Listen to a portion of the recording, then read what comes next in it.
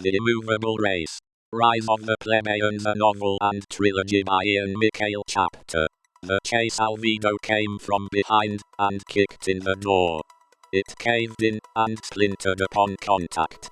Before I could wipe the blood out of my eyes, I was being dragged into the darkness and forced into the bowels of a metal beast. The sound of two doors slamming shut followed quickly thereafter. It sounded like a mad witch as it cackled uncontrollably. Reginald shifted into gear while pumping the clutch as a bright light slowly increased in intensity. The tires screeched at a high pitch, and before I knew it I was being jolted back into my seat as we exited the garage. We shot forward, barely passing through a narrow gap in the steadily rising garage door. Evading the gunfire of the mysterious forces, we sped down the alleyway, spilling into the street, parting the oncoming traffic. Drifting, we rounded a long corner in a modified mother-of-pearl nitrogen-powered Lotus Esprit, another one of Infinite Industries' ingenious solutions. The air, made of 78% nitrogen, was an abundant resource, and one of many renewable resources utilized by the movement to solve the world's energy crisis. Although one solution to a problem, it wasn't the answer to all of our issues, but the wealth in Peter's mind would change everything. Looking behind us, a number of black Dodge Chargers pursued us in vain, with their blue and red lights flickering like bright strobe lights. "Make sure everyone's accounted for," I yelled to those around me while holding my forehead. Just then, looking over to our right on the interstate, three white nitrogen-powered Lotus Evoras sped down an on-ramp, merging into our lane behind us. Like four white blurs, we sped down the interstate towards our destination. Reginald skillfully shifted between gears and swam in and out of traffic like a shark in open water. The varying intensity of the screams from the engine changing octaves drowned out the voices around me. "Monsieur, are you alright?" Kyle asked while shaking me uncontrollably. "I'm fine," I quickly lied in response. I was tired, but even when there was no strength left in my body, I always found a way to endure.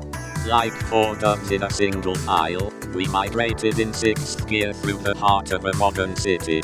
Bullets hitting the rear of the car sounded like paintballs splashing against a dense metal.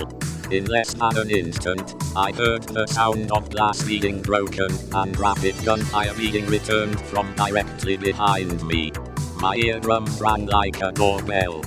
Taking off my seatbelt, I spun around the seat and wrestled Alvido for a silver 9mm weapon. Unprepared, the gun was out of his hands and into mine in less than an instant. I immediately tossed the gun out of the passenger's side window. "No guns," I yelled. "We're not like them. We're not like them." I snapped, grabbing a hold of Alvido's shirt collar. "If what happened back there doesn't prove to you that we don't have a need for deadly weapons, then nothing else will." "Okay," said Alvido, retracting. "Okay," he cried again, halfway sounding as if he understood the risk he had just exposed the movement to. The last thing we needed was to be blacklisted as another radical violent movement. More bullets pierced the rear and front glass windows, whizzing just above our heads as I crouched back down in the front passenger seat just in time. Black Chargers with lights spinning still chased us from a distance. I poked my head out of the passenger side window to see what I may. One white unmanned drone followed closely behind us from above. I hurriedly yanked my head back into the car as bullets penetrated the side mirror, where my head had just been a moment before. "Call the others and tell them to meet us at the west side tunnel. We'll take the scenic route instead and meet them there shortly," I yelled to Kyle in the back as we shot through a red traffic light and then swerved left. Crouching down in the back seat, Kyle quickly utilized his encrypted cell phone and yelled a few words. Touching my forehead, it seemed as if the bleeding had stopped. "Reginald, switch me seats." I directed him while tapping on his shoulder. Quickly glancing behind us, all three devourers had disappeared. At 150 miles per hour, we skillfully switched places, while exchanging feet on the gas and passing control of the steering wheel. We sped through the city streets, and before long we were racing down the right lane of a 2-lane tunnel. A never-ending tube of yellow fluorescent light beamed its artificial rays down upon us. At the end of the tunnel, 3 white devourers were awaiting our arrival with their hazard lights on. I braked abruptly, coming to a hard stop as the tires screeched. I put the car in park and exited the vehicle, flinging open the door. I was followed by Reginald and Alvido. Kyle climbed into the driver's seat of the Lotus Esprit, taking my place. "Where's Peter?" I yelled while searching the other cars. "He's fine," said Brandon, yelling out of the driver's side window of the Devourer closest to the entrance of the tunnel. "We've got him lying down in the back seat with Elas." I spun around and looked for Sophia. She was in the driver's seat of the Devourer furthest away from the opening of the tunnel. "Get in," she yelled with her window down. Josh and Adam quickly exited out of the passenger side of Sophia's vehicle, and hopped into the Esprit with Kyle. Reginald and Alvido piled into the back seat of Sophia's Devourer, and after folding the chair back to its natural position, I sat in the front passenger seat next to Sophia. Kyle, Josh and Adam accelerated out of the tunnel in the opposite direction like a fighter jet just before takeoff. Not much more than a few seconds later, the white drone followed them overhead in hot pursuit. I looked at my wristwatch, and it was 8:45 already.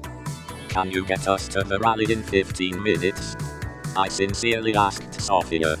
"I'll get us there in 7, she said, toddling the stick shift like a joystick. The tires screeched, forcing the sensation of butterflies fluttering at the base of my rib cage. I looked into what was left of the passenger's side mirror, pulling down the sun visor instead as my next resort, and then glanced into its mirror, searching for any cuts that might be the source of the blood on my face and dress shirt. While the others still followed in the 2 Devourers, I ripped a piece of material from the bottom of my undershirt, and poured the contents of a mineral water bottle onto the cloth. Taking the cloth, I dabbed and cleaned the gash through my left eyebrow. I hastily wiped the remaining blood from my face. Before long we pulled up to a large modern building on the outskirts of the city. The building was heavily secured by the Black 100. Youthful figures dressed in black uniforms and wearing white masks with emotionless expressions were omnipresent. None of them were armed.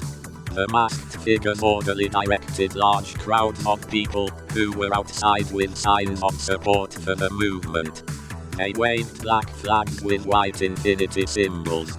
There were more young than old, as we slowly parted waves of the brave, like Moses when he crossed the Red Sea to set his people free. The crowd in anticipation of our arrival held out gifts and threw flowers, as roses accumulated on the windshield. Finally, we reached the checkpoint and were stopped at the entrance of a high barbed wire gate. "Moshia!" a masked guard gasped, startled, immediately placing his right finger to his right temple. An orange bowl lifted, and the other guards waved us through. Sophia proceeded through the gate. Soon we reached a large, heavily fortified entryway at the rear of the building. 2 steel doors parted, and the car's engine crackled as we pulled inside, and came to a complete stop.